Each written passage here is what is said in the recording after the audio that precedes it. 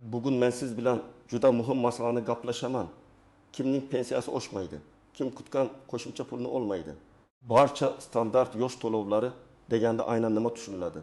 Va nega ayrim odamlar pensiya oshdi degan xabarni eshitadi-yu, amalda cho'ntagida o'zgarish sezmaydi? Bu ma'lumot har bir oilaga tegishli.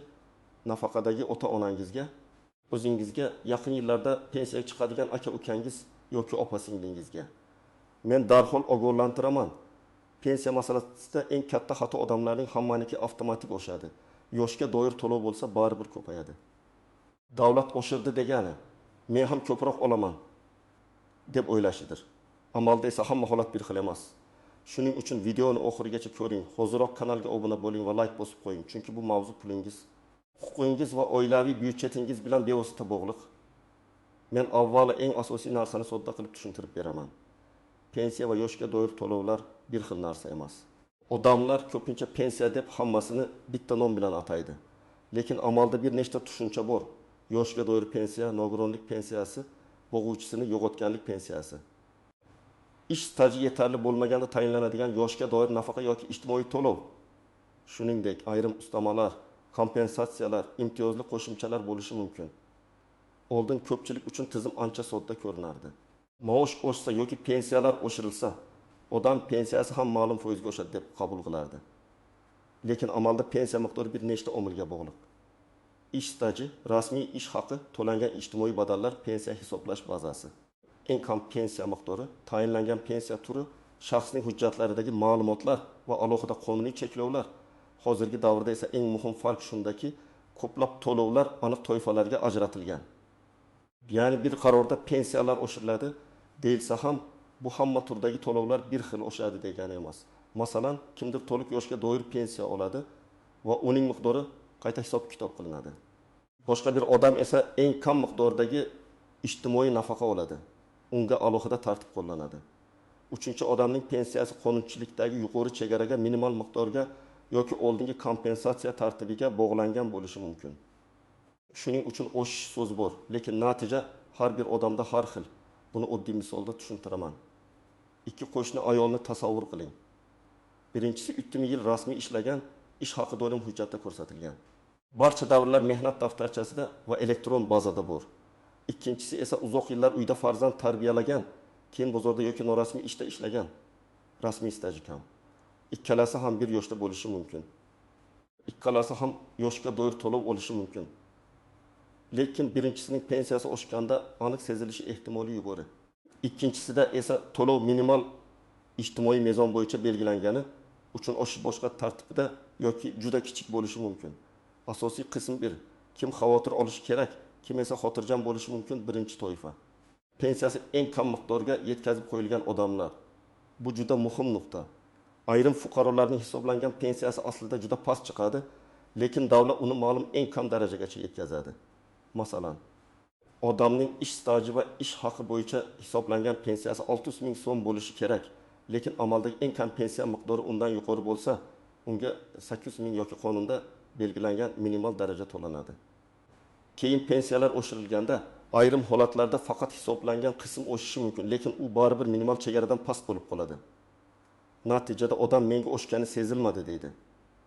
Aslida formulada o'zgarish bo'lgan, lekin yakuniy to'lov minimal daraja tufayli avvalgidek ko'rinishi mumkin. Masalan, Rahima opa 18 yil rasmiy ishlagan, qolgan yillari norasmiy ishlagan. Uning hujjatlar bo'yicha pensiyasi 720 ming so'm deb chiqdi. Lekin davlat uni 900 ming so'mgacha yetkazdi. Keyingi oshirishda uning hisoblangan pensiyasi 720 mingdan 800 mingga ko'tarildi deylik. Lekin baribir 900 mingdan past. Shunda u hanuz 900 ming atrofida bo'lishi mumkin. Rahima opa yangilikni eshitib, nega menga qo'shilmadi deb o'ylaydi.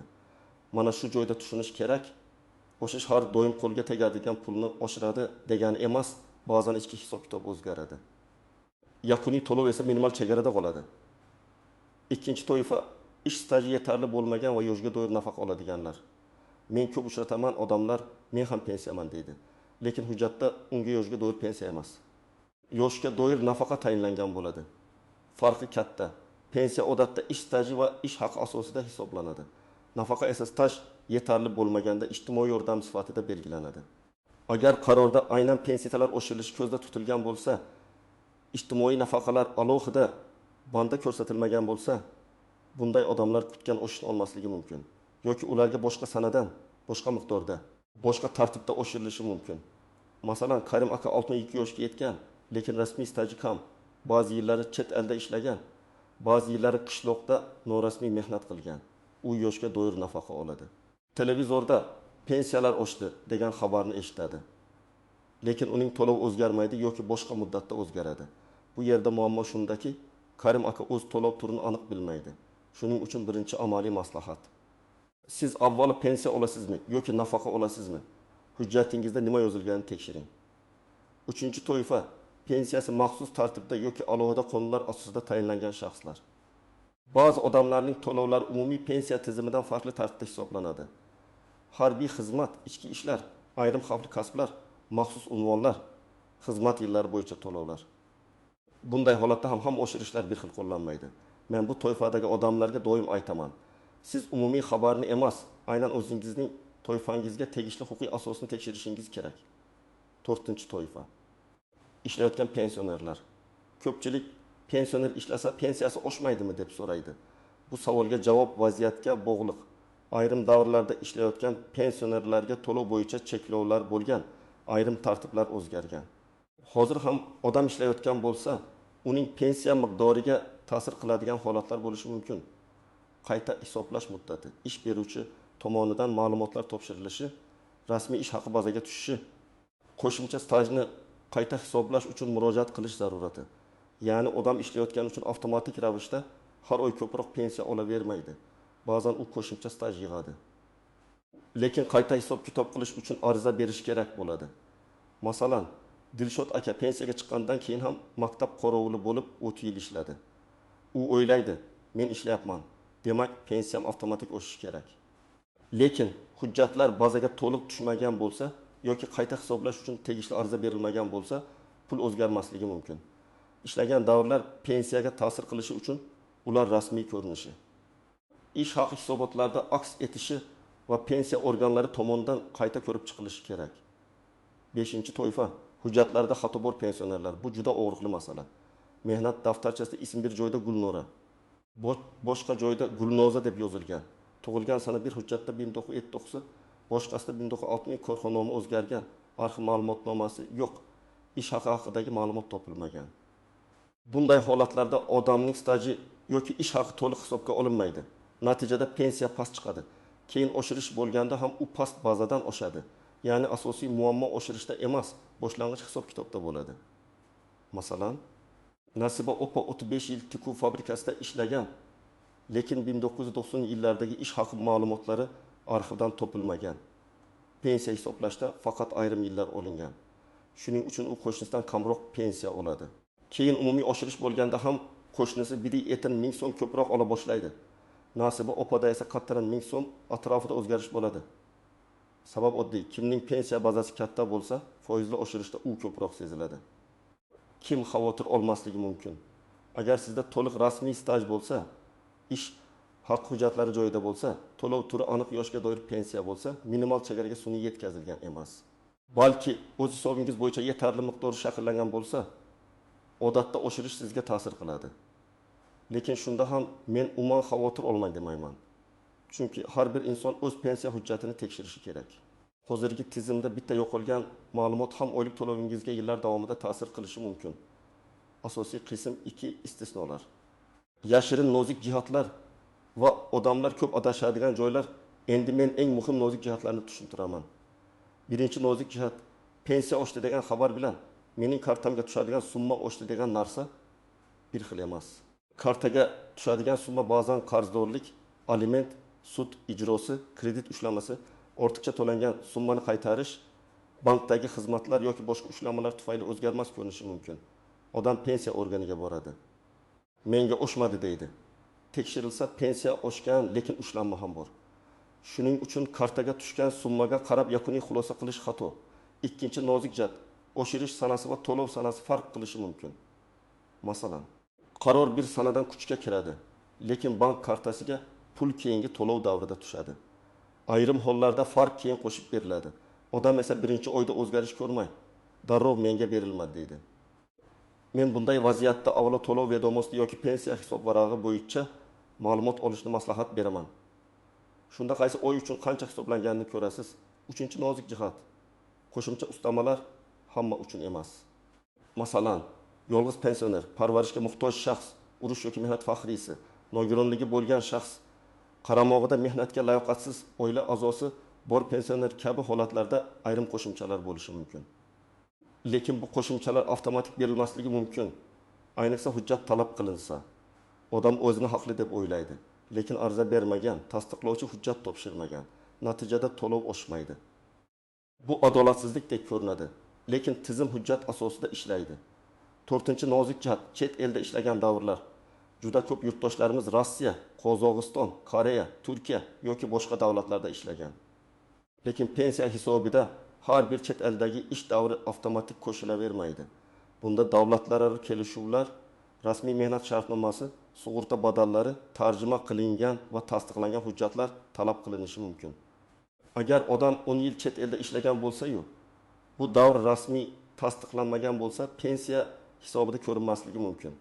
Shunda u men umr bo'yi ishladim deydi, lekin tizim hujjat qani deb so'raydi. 5-nozik jihat. Ayollarda farzand parvarishi davrlari. Ayollar ko'pincha men 4 farzand tarbiyaladim, bu stajga kiradimi deb so'raydi. Ayrim davrlar qonunda belgilangan tartibda stajga qo'shilishi mumkin, lekin buning o'z cheklovlari, muddatlari va hujjatlari bor. Farzandlarning tug'ilganlik guvohnomalari, nikoh yoki familiya o'zgarishi hujjatlari, ayrim hollarda arxiv yoki ish joyidan ma'lumotlar kerak bo'ladi. Agar hujjat to'liq bo'lmasa, ayolning pensiyasi kam hisoblanishi mumkin. Keyingi oshirish ham shu kam hisoblangan bazadan bo'ladi. 6-nozik jihat. Odamlar qo'shnisining pensiyasi bilan o'zini solishtiradi. Men buni eng katta xatolardan biri deb bilaman. Ikki odam bir mahallada yashashi, bir yoshda bo'lishi, hatto bir korxonada ishlagan bo'lishi mumkin.